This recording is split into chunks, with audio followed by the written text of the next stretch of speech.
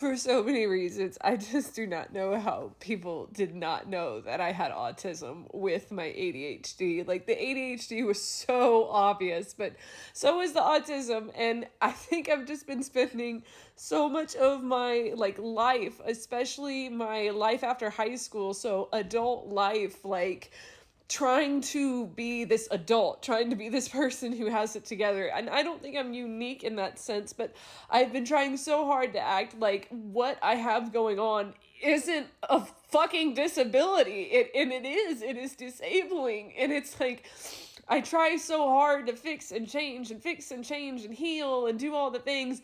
And it's like, I think I do it to try to get to a point where it's like, one day, maybe I won't be so ADHD, I won't be so neurodivergent. And that's the thing, is I've seen so many other people's perspective of this exact same issue, yet I still keep trying to see if there's more that I can do. I keep trying to push the limits. And I think to some degree that's like healthy, because it's like, okay, I know that I need to, challenge myself and not, put myself into too much of a box and not try anything. But at the same time, it's just like, there's so much that I want to do, and I want to be of service to myself and others, and I feel like I can't always do the things that I want to do, and it's so scary trying to figure out how to make money and how to keep up with everything. And if I make these moves to expand my business or do that, like, am I going to be able to keep up with it? Am I going to be able to, because I think about all the times where like I've just burnt myself out, because that's the problem with my specific brain. I have ADHD and autism, so I go because the ADHD wants to go,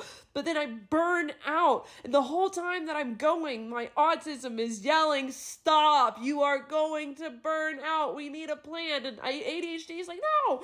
And I've been working with it, and I've been trying to figure it out, but then like the internet and all this other stuff, and it's so much stimulation and sensory overload all the time. And I don't know how I didn't know this beforehand. I just really, and it makes me so angry, and it makes me want to cry, and I do cry, and there's so much grieving, because it's like all of the money and time and effort I've spent on therapists and 12-step programs and coaches and support groups and crying to friends and being awful to people, being a terrible fucking, well, I don't want to call myself a terrible person, but acting in ways that weren't great because I had so much trauma related to being neurodivergent, not even understanding that I'm neurodivergent because I'm not getting the proper care. Just who would I have been if somebody would have just told me when I was younger, like, hey, by the way, you got ADHD and autism, and we're going to help you learn how to manage that for your specific needs.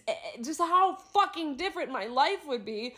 And like my relationships with people, the way that I approach work, the way that I approach creativity, the way that I approach the world, how much different would that be? And it's like, yeah, I can learn all that now, and I can figure that out now, and there's more information out there than there's ever been, but it's just so fucking overwhelming sometimes. And I don't even know why I'm filming this, because like, it's like I'm gonna put it on the internet, and then people, and it doesn't matter. Because I'm on the internet, there's the internet half the time, it's just not even real. It's just this box that we scroll on and overstimulate the fuck out of ourselves. And then I wonder why I'm just fucking lost all the time. I just feel overwhelmed all the time, and I try to convince myself that I'm not, and I think it's because like I allow myself to cry and be upset and all this other stuff, but it's like, what is the balance between letting yourself feel your feelings and doing what you need to do, but also being like, okay, like, I need to feel my feelings more, but we also need to get this stuff done. What is my neurodivergence and my ADHD and autism, and what isn't? When am I enabling myself? When am I not? And I hear this all the time from people watching me too, and like people watch me and they think that I know what I'm doing, or that I've been this great person my whole life, and like I'm not perfect. I don't know what I'm doing all the time. Sometimes I do. Sometimes I'm more confident than others. Sometimes I feel so great in my work. Sometimes I wake up and I'm like, this sucks. Today sucks, and I try to think better, and things have gotten better, and I don't want people to think like that it does, but then there's still moments like this. And so this is what, I don't know, maybe that's why I decided to film, because it's like, things do get better. Overall, I'm better than I ever have been. And I don't want to shit on my old selves and tell myself like, oh, fuck those parts of me or those aspects of me. Like, I do still have like a lot of embarrassment and shame and anger and resentment and a lot of things that I have to forgive my old selves for and work out and figure out why all that happened and how, and give myself grace, but also learn and take accountability and But also, I'm not perfect. And life is still going to have these. And I would rather show people a real face of what healing looks and feels like, because you're still going to have moments like this.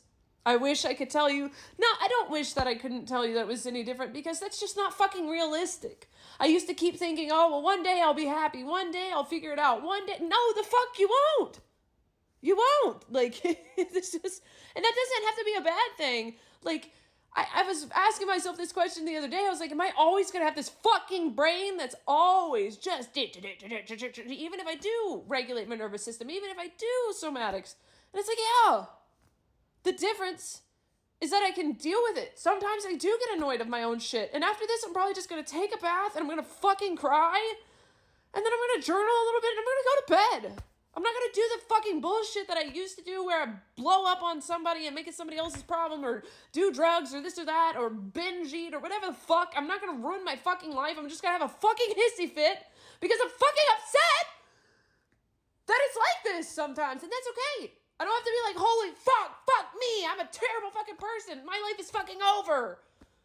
Because there are these thoughts in my head that are like, nobody's going to love me like this. No one's going to put up with this. You know what? If I had a partner or friends who look at me because I have moments like this, and not even that often anymore. This doesn't happen that often anymore.